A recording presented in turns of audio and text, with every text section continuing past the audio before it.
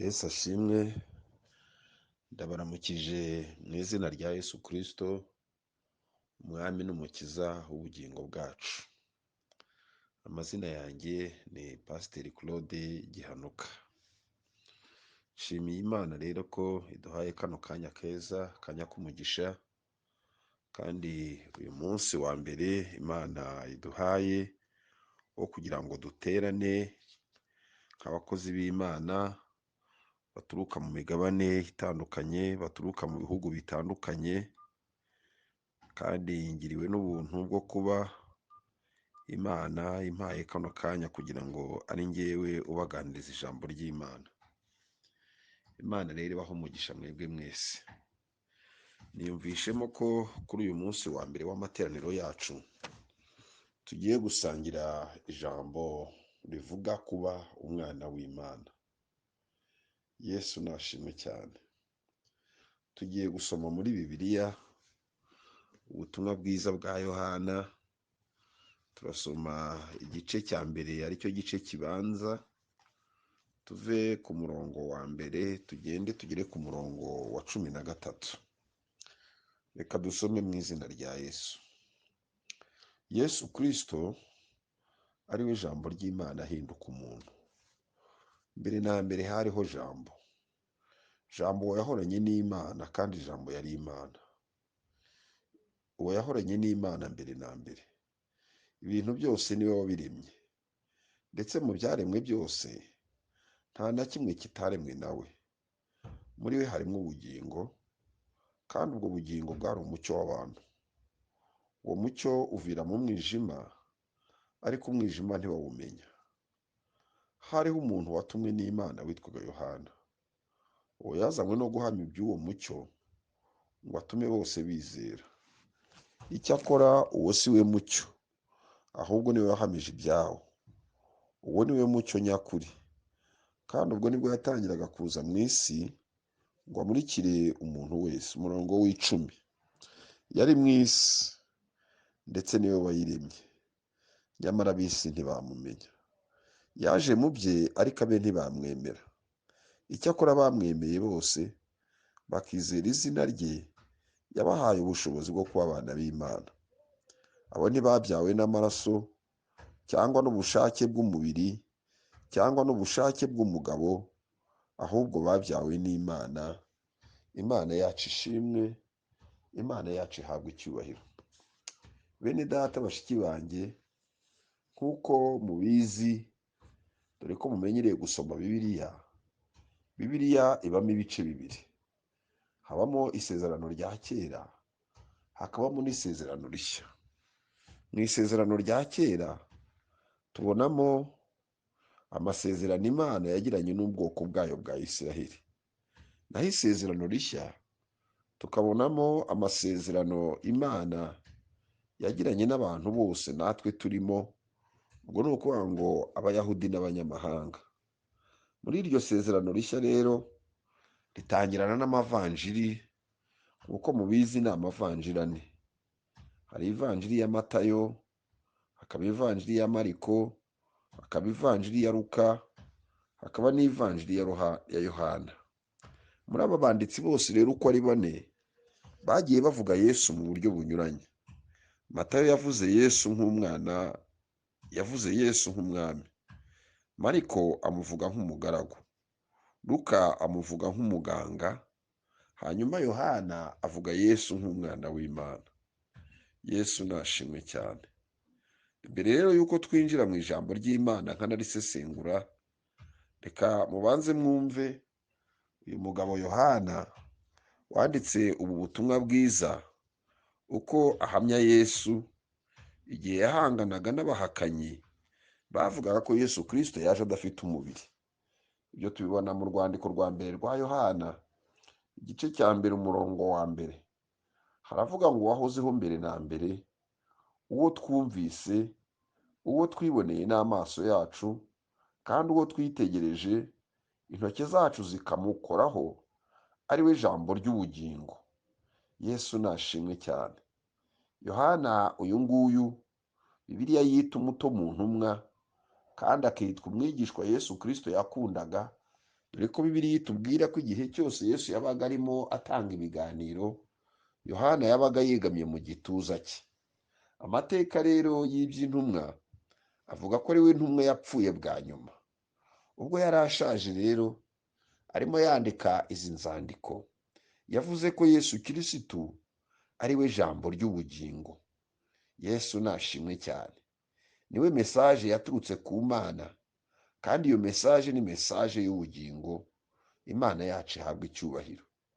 Icyo bishatse kuvuga ni uko Yesu Kristo ari we buzima. Umugabo umwe w'umuswahili yaravuze ngo maisha bila Yesu, ngo iyo maisha ni bure. Ubuzima rero butagira Yesu Kirisitu buba bubuze ikintu. Imana idufashe cyane. Aya magambo twamaze kubona, Yohana ahamya Yesu nk'umwana w'Imana, agatangira n'ijambo ngo mbere na mbere. Iri jambo mbere na mbere Yohana yatangiriyeho turibona n'ubundi no mu itangiriro, bavuga ku bigendanye n'igitabo cy'itangiriro, uburyo Imana yaremye ijuru n'isi. Bakavuga ngo mbere na mbere, naho babanzira ijambo rivuga ngo mbere na mbere Imana yaremye ijuru n'isi. Yohana rero naho banzira ijambo rivuga ngo mbere na mbere hariho jambo, avuga ko jambo yahoranye n'Imana, agatsindagira ko jambo yari Imana, akavuga ko ibintu byose ari we wabiremye, akavuga ati nta kintu cyose mu byaremwe kitaremwe nawe. Yesu nashimwe cyane. Iyo ugeze ku murongo w'icumi haravuga ngo yari mu isi, ngo ndetse niwe wayiremye, ngo nyamara ab'isi ntibamumenya, ngo yaje mu bye, ngo ariko we ntibamwemera. Murongo wa 12 nshaka gutsindagira no gucaho akarongo, uravuga ngo icyo akora abamwemeye bose bakizera izina rye, yabahaye ubushobozi bwo kuba abana b'Imana. Imana ishimwe cyane. Kavuga ngo abo ntibabyawe n'amaraso cyangwa n'ubushake bw'umubiri cyangwa n'ubushake bw'umugabo, ahubwo babyawe n'Imana. Imana yacu ishimwe, Imana yacu ihabwa icyubahiro. Nshuti yanjye urimo wumva ubu butumwa, reka nkubwire ngo kwemera no kwizera Yesu Kirisitu bihindura umuntu kuba umwana w'Imana. Ibyo Yesu yabibwiye Nikodemu, amubwira icyo bita kuvuka ubwa kabiri. Twavutse ubwa kabiri rero biciye muri Yesu Kirisitu. Haleluya. Mu yindi mvugo twahawe indi shusho, ariko ntabwo ari ishusho gusa twahawe, ahubwo twakorewe n'isano. Hari indi sano Yesu Kirisitu yaremye, isano hagati yacu n'Imana. Haleluya. Dufite rero ivuko rishya. Iryo vuko rishya nta handi turibona, ni muri Yesu Kristo, umwana w'Imana. Imana yacu ishimwe, Imana yacu ihabwa icyubahiro. Nk'uko nababwiye rero, duturuka mu bihugu binyuranye, yemwe n'imigabane inyuranye, yemwe n'uduce tunyuranye, ariko hari icyo duhuje. Kwemera no kwizera Yesu Kristo biduhindura kuba umwana w'Imana. Haleluya. Reka mbabwire ngo dusangiye icyita rusange. Icyo cyita rusange nta kindi, ni Yesu Kristo, umwana w'Imana. Imana yacu ihabwa icyubahiro. Paul yarabisobanuye abibwira abantu b'i Korinto, arababwira ngo iyo umuntu ari muri Kristo Yesu aba ari icyaremwe gishya, ibya kera biba bishize, byose biba bihindutse bishya. Imana yacu ishimwe, Imana yacu ihabwa icyubahiro.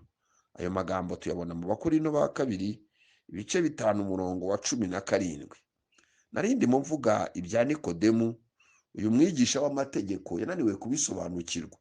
Yari umukuru w'idini, akigisha amategeko ya Kiyuda, ariko Yesu amubwiye ibyo kuvuka ubwa kabiri ntiyabasha kubyumva. Yesu agiye kumusobanurira, aramubwira ngo ikibyarwa n'umubiri nacyo ni umubiri, ngo ikibyarwa n'umwuka nacyo ni umwuka. Aravuga ati witangazwa rero nuko nkubwiye ibyo kuvuka ubwa kabiri, kuko umuyaga uhuha aho ushaka ukumva guhuha kwawo, ariko ntumenya aho uva cyangwa aho ujya, niko n'ubyawe n'umwuka amera. Imana yacu ishimwe. Ubutumwa bwiza bwa Yohana ibice 3 umurongo wa 6 kugeza ku murongo w'8.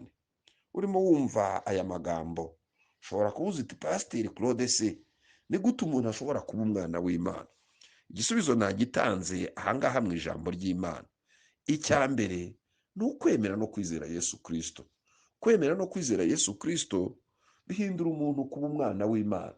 Iyo umuntu amaze kubona ivuko rishya rero, abyawe n'umwuka, niko Yesu yabwiye Nikodemu ngo ubyawe n'amazi n'umwuka. Haleluya! Hirya y'ibyo rero, Mwami Imana yifuza ko tuyoborwa n'umwuka we wera. Niyo mpamvu Paul yandikiye Abaroma 8:14 akavuga ati, abayoborwa n'umwuka w'Imana rero nibo bana b'Imana. Yesu nashimwe cyane. Twavuze intego y'iyi gurupe yacu ko ari uguhagurukira hamwe nk'abana b'Imana, tukamamaza inkuru nziza ya Yesu Kristo, bityo ubwami bw'Imana bukaza hano ku isi kugira ngo butegeke, kuko niko Yesu Kristo yavuze. Ajya kujya mu ijuru yasabiye abigishwa be, aravuga ati ndabasabira kugira ngo babe umwe nk'uko njyewe na Data turi umwe. Arongera aravuga ati ubu nibwo bugingo buhoraho, ko bakumenya ko ari we Imana yonyine, bakamenya n'uwo watumye ari we Yesu Kristo. Imana yacu ishimwe. Turashimira Imana rero ko yaduhaye imbaraga z'umwuka wera. Izi mbaraga nizo umwami wacu yasezeranije mbere y'uko asubira mu ijuru. Ijambo ry'Imana rivuga neza ko amaze iminsi 40 abonekera abigishwa be, umunsi wa nyuma mbere y'uko asubira mu ijuru yicaranye nabo, arababwira, arabaganiriza. Ijambo ry'Imana riravuga ngo bamubaza ibibazo, ikibazo gikomeye kivuga ngo mwami, iki cyaba ari cyo gihe wenda kugaruramo ubwami bwa mu Bisiraheli? Arangije arababwira ati ibyo si ibyanyu kubimenya, ati ibyo ni ubutware bwa Data wenyine. Ariko ababwira ijambo ryiza riri mu Byakozwe n'Intumwa 8, ari naryo jambo rya nyuma Yesu Kristo yavuze akiri hano muri iyi si mbere y'uko asubira mu ijuru. Aravuga ati icyakora muzahabwa imbaraga, umwuka wera niyabamanukira, muzaba abagabo bo kumpamya, mumpamye Yerusalemu, Yudaya n'i Samariya, no kugera ku mpera y'isi. Imana yacu ishimwe. Mwene data, mushiki wanjye, reka nkubwire ngo humura, hari imbaraga umwami wacu yaduteguriye. Izo mbaraga nta zindi, ni imbaraga z'umwuka wera. Yesu nashimwe cyane. Iyo usesengura Bibiliya ugasoma mu nyandiko z'umwimerere, mu Kigiriki hari abavuga ngo icyakora muzahabwa imbaraga, bakoresha ijambo ry'Ikigiriki ryitwa dunamis. Iryo jambo dunamis ugerageje kurisesengura uvanamo ijambo ryitwa dinamite, urutambi. Rero aho abanyamuhanda, abantu barimo bakora umuhanda byananiranye, amasuka byananiwe, n'ubundi buryo bwose bashyiramo urutambi. Iyo bashyizemo urutambi, abana bava mu nzira bagaturitsa. Rero natwe ntabwo dukwiriye gutinya, kuko hari imbaraga Imana yashyize muri twebwe. Imana yabitse muri twebwe urutambi. Haleluya, haleluya. Umukozi w'Imana Paul yandikira abantu b'i Korinto yababwiye amagambo meza.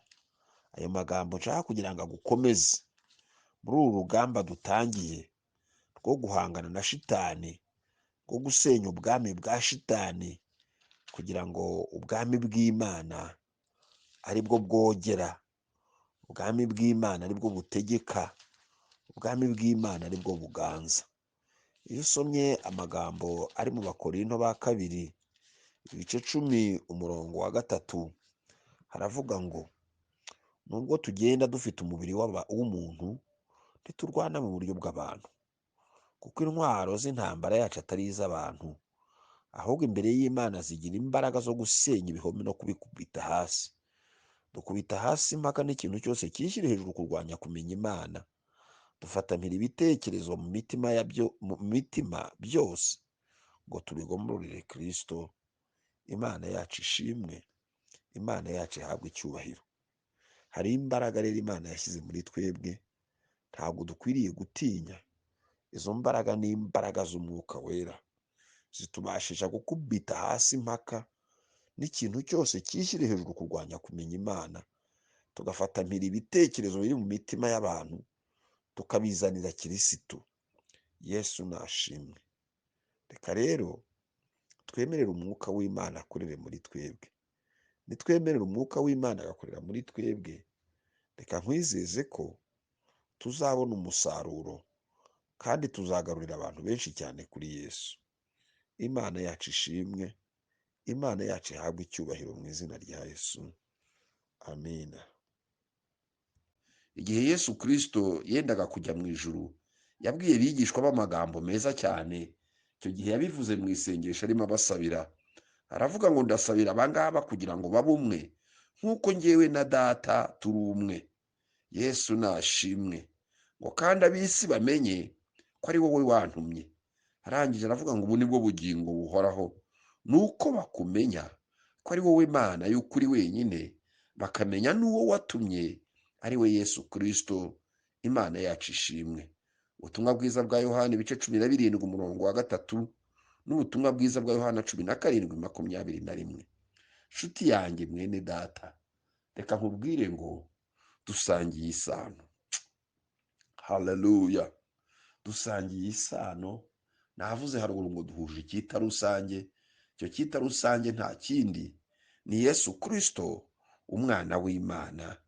Imana yacu ishimwe, Imana yacu ihabwe icyubahiro. Nubwo duteye mu buryo bunyuranye, nubwo turemye mu buryo bunyuranye, bijya bintangaza cyane. Mfite abana 6 ariko bose ntawe uteye nk'undi.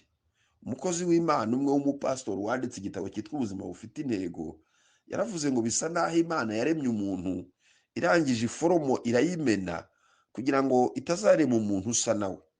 Urihariye, uteye mu buryo bwihariye, turatandukanye, ariko hari ikiduhuza. Imana yacu ishimwe. Nta kindi kiduhuza, nuko twese turi abana b'Imana kubwo kwemera no kwizera Yesu Kristo, ariko no kubwo kuyoborwa n'umwuka wera. Iyo tumaze kuba abana b'Imana rero, Imana idushyira mu muryango umwe. Haleluya.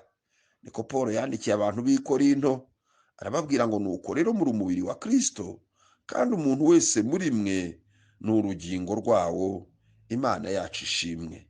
Urankeneye, nanjye ndagukeneye, kubera ko dusangiye umubiri umwe, ari ryo torero, duhuje umuryango. Haleluya. Narindi mbwira bene data mbabwira ngo abantu benshi cyane bajya bagira urwitwazo rw'idini, akavuga ngo njyewe nkomoka mu idini iri n'iri, njyewe idini ryanjye ni iri n'iri. Ariko reka mbabwire ngo nta dini ryigeze ribambirwa umuntu. N'ikimenyimenyi, ntabwo umwami wacu Yesu Kristo yabambiwe mu rusengero.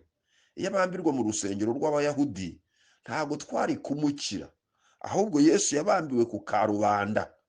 Yo, haleluya. Ku musozi w'Igorogota. Muririmbyi yaravuze ngo aho ngaho niho hicirwaga abagome, aho niho umwami wacu yabambwe.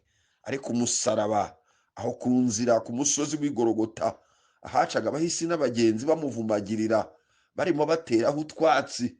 Niko Paul yandikiye Abagalatiya mu bice 3 umurongo wa 13, haravuga ngo have umwumbanitswe ku giti, kugira ngo umugisha tubonera muri Aburahamu kubwo kwizera ubashe kutugeraho, twebwe abemeye tukizera Yesu Kristo.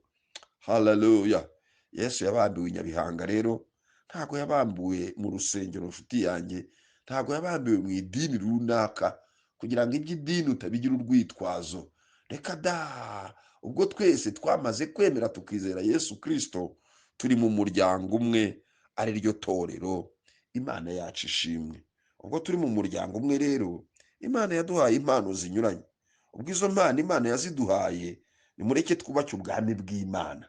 Yesu Kristo yigisha abigishwa be, baramubwiye bati mwigisha twigishe gusenga.